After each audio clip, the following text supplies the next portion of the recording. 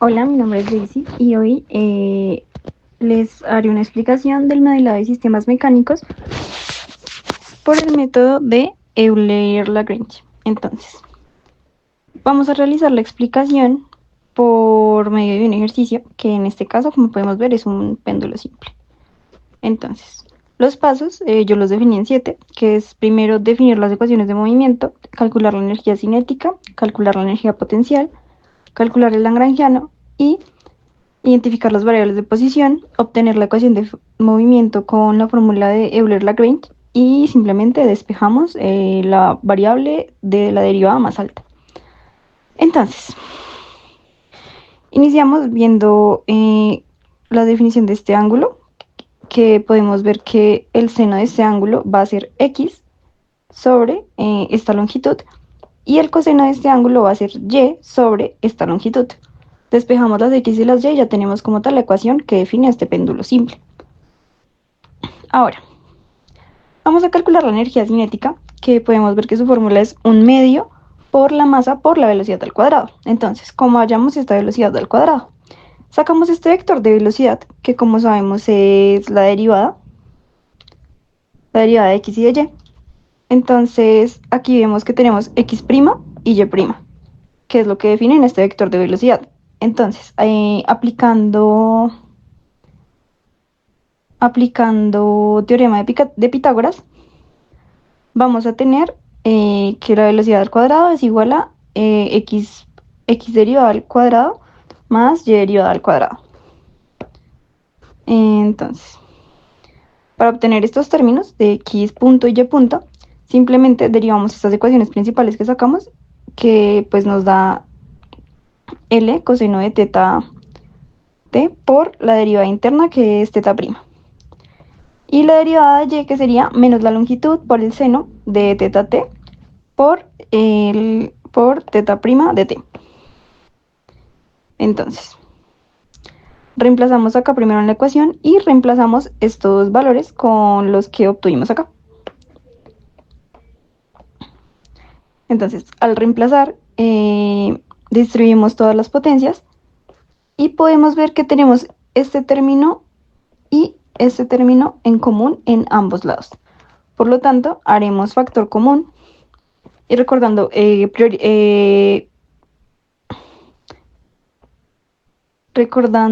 lo que son las propiedades trigonométricas, tenemos que coseno al cuadrado más seno al cuadrado nos va a dar 1. Entonces, por lo tanto, esto nos da 1, lo que nos quedaría en nuestra energía cinética sería 1/2 por m por l por teta prima de t al cuadrado. Entonces, ya tenemos nuestra energía cinética, que es nuestro segundo paso. Ahora vamos a calcular la energía potencial. Como podemos ver, la energía potencial es la masa por la gravedad por la altura. Nuestra altura, pues en este caso es y. Vemos que está definida, digamos, cuando la masa se encuentra acá, está definida por esta ecuación.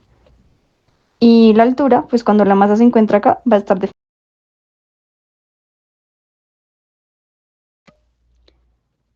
Cuando se encuentra acá, va a estar definida solo por la longitud. Entonces tenemos que nuestra energía potencial va a ser como tal esa diferencia de altura por la masa por la gravedad. Y acá simplemente operamos, distribuimos los términos y nos queda que la energía potencial será igual a la masa por la gravedad por la altura menos la masa por la gravedad por la longitud por coseno de teta t. Ahora vamos a calcular el lagrangiano, que se define como la masa cinética menos la energía cinética menos la energía potencial. Simplemente acá reemplazamos y multiplicamos estos términos y los sacamos del paréntesis. Entonces nos quedaría que el lagrangiano sería igual a 1/2 por la masa por la longitud al cuadrado por teta al cuadrado de t de prima, teta prima al cuadrado de t menos la masa por la gravedad por la longitud más la masa por la gravedad por la longitud por coseno de teta t. Entonces, acá vamos a identificar los valores del movimiento, que es como tal lo que define la posición de nuestro péndulo, que en nuestro caso, como podemos ver, al ser un péndulo simple, solo se va a mover en una dirección. Pero entonces solo tenemos como tal un ángulo. Pero digamos, en casos de robots 2 grados de libertad o más, vamos a tener más ángulos que definirán su movimiento y su posición. Entonces, para obtener la ecuación de movimiento, nos vamos a ayudar con esta ecuación, que es de Euler-Lagrange, que, o sea, en este caso usamos esta porque solo tenemos una variable, la que define el movimiento. Donde fueran más, sería una ecuación diferente, que es prácticamente esto mismo, pero con, digamos, con más posiciones acá, en esta parte. Entonces, vemos que es la derivada de tiempo de la derivada del lagrangiano respecto a Q' menos la derivada del lagrangiano respecto a Q, normal. Entonces, acá tenemos el lagrangiano y acá, pues nuestro primer paso es la derivada del lagrangiano respecto a teta prima. Vemos que el único término que tiene teta prima es este y estos no, por lo tanto estos se toman como constantes y al derivarlos va a dar 0. Entonces al derivar esto simplemente bajamos este exponente acá, nos va a dar 2, que 2 sobre 2 nos va a dar 1, por lo tanto vamos a tener masa de longitud al cuadrado por teta prima de t. Ahora, esto lo vamos a derivar respecto a t, como en la ecuación de Euler-Lagrange. Entonces, al derivarlo con respecto al tiempo, simplemente nos va a quedar la masa por la longitud al cuadrado por teta doble prima de t. Y ahora vamos a hacer la derivada del lagrangiano respecto a teta t, que como podemos ver, este es el único término que tiene teta. Entonces estos se toman como constantes y darán 0. Y este sería el resultado, la masa por la gravedad por la longitud por el seno de teta t.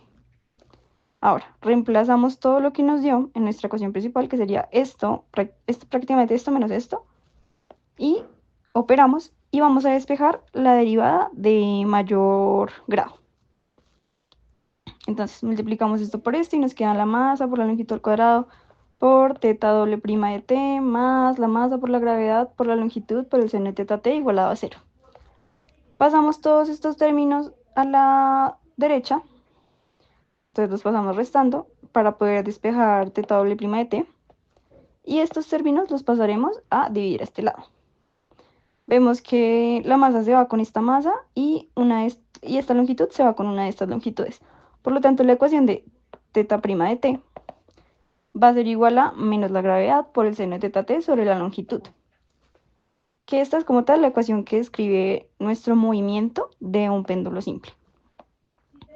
Entonces, para ponerlo en diagrama de bloques, vamos a tener acá teta t.